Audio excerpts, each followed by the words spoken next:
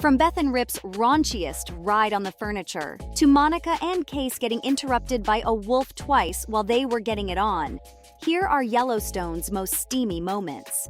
In the first episode of the series, Beth Dutton and Rip Wheeler start the morning with a little early morning cardio, if you know what I mean. We get some sprinkles of innocent flirting during her morning coffee, when Dutton boldly claims she doesn't sleep much, but it doesn't take long for the temperature to rise when Wheeler replies, "Yeah, well, they say spiders don't." As smoothly as that goes, Beth decides to take things up a notch when she casually undoes the tie on her bathrobe, giving Rip a scandalous peek at what lies underneath. The guy's so caught off guard that he can only manage to clear his throat before saying, "What are you doing?" That's when our little vixen says, "Adjusting my web." But you see, our ranch boy tries to act all macho and pretends to not care, while Miss Dutton, who hates playing games, simply gives him an ultimatum.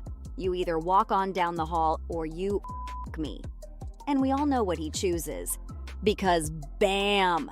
Right after that, the show hits us with a sudden cut, where the couple's clawing at each other while they go at it with intense passion, not only moving the furniture they're on top of, but also having it bang repeatedly against the wall.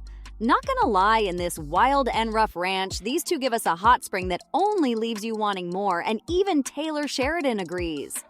Apparently, during the casting process, he thought both Rip and Beth were fitting for their roles. But what he didn't expect was the chemistry these two would end up bringing to their relationship. Actor Cole Hauser also talked about filming this scene. To him, it was like any other day on set, but after he'd finished filming it, the actor walked towards the camera people and saw that even Mr. Sheridan himself was glued to the screen. Hell, Taylor even looked up at Hauser as if to say, "Holy moly, that was amazing." And no wonder, because even when they're not hitting the sheets, you can't deny these two are the perfect yin and yang. Like in the same scene, after the couple has done the deed, the intense connection gets snapped off when Rip invites Beth to a music festival, which is the last thing she wants. But there's still some tension left when the Dutton sighs before telling him he ruins it every time. Even so, this scene is still labeled as the steamiest one in the series. It was so good that Taylor redid the script for both the characters to have more intimate moments. Seems like Wheeler's puppy dog personality is the perfect match for Beth's boldness. But she's not the only one who knows how to work her man, because Teeter also has a way of making an impression men can hardly forget. And her first intimate moment with Colby Mayfield proves that to the T.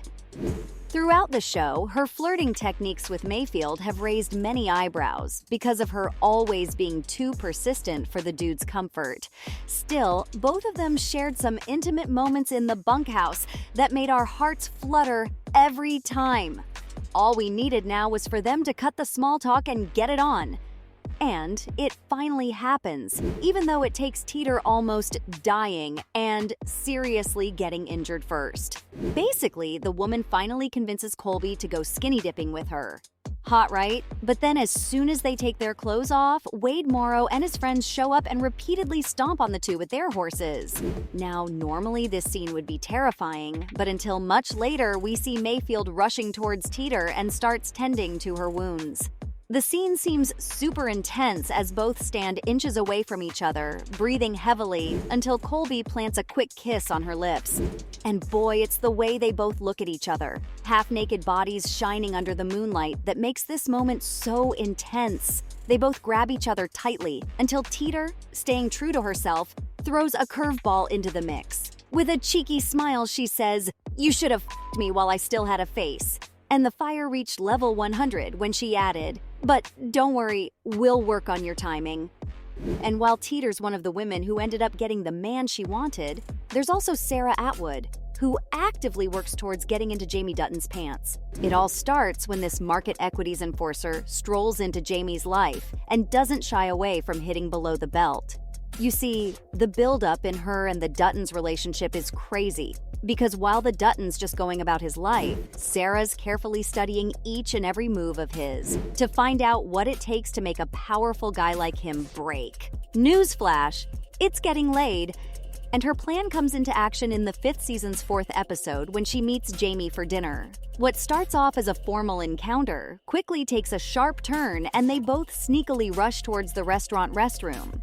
There's no small talk or the usual romantic hand-holding. It's quick, to the point, and rushed, which is precisely what makes it so hot. But let's be real here. It's safe to say Atwood doesn't have any feelings for the Dutton, and this is all part of her strategic plan to destroy John Dutton's plan. But what's even more messed up is that when Sarah reveals her plan to Jamie, he still doesn't mind that she's using him. After all, what can be a bigger turn-on than sleeping with a woman who wants to crush the same family that has belittled you for years? Talk about having the ultimate business transaction. But as hot and heavy as this relationship is, nothing can beat the moments when Case and Monica hit the sheets, especially when there's a wolf third wheeling. In Season 2, there's a scene when Casey's armed and ready, expecting to come head-to-head with a wolf. But what he finds is a different kind of she-wolf, who turns out to be none other than his wife, Monica. And boy, does she set the mood when she says she feels kinda lonely, since no one's at the house or the barn. Then it takes her no time before she playfully removes her hat and flashes her husband a seductive smile, a clear sign that the game is on. Case, equally eager, starts stripping himself, and before you know it, they both start aggressively kissing each other, and the heat reaches a fever pitch until Monica gasps. Nope, not from pleasure, but because she sees an actual wolf staring at them, and Case, ever the smooth talker, says, "You are one lucky you show up now," knowing pretty well that he's too riled up to peel himself off of his wife at that moment. But get this, instead of doing anything about the wolf, the guy just says, oh well, if he wants to watch, just let him watch. And watch it does as the Duttons continue to grab at each other. Not gonna lie, the scene is a bit too X-rated for a wolf, don't you think? Well, maybe not, because just 2 episodes later, the wolf shows up again. This time after Monica gives up on bathing their son and he runs away. She tells Case their son doesn't like bathing just like his dad. But Mr. Dutton, who's clearly in the mood to get down and dirty with his wife, says, "I don't mind bathing, I just don't like doing it alone."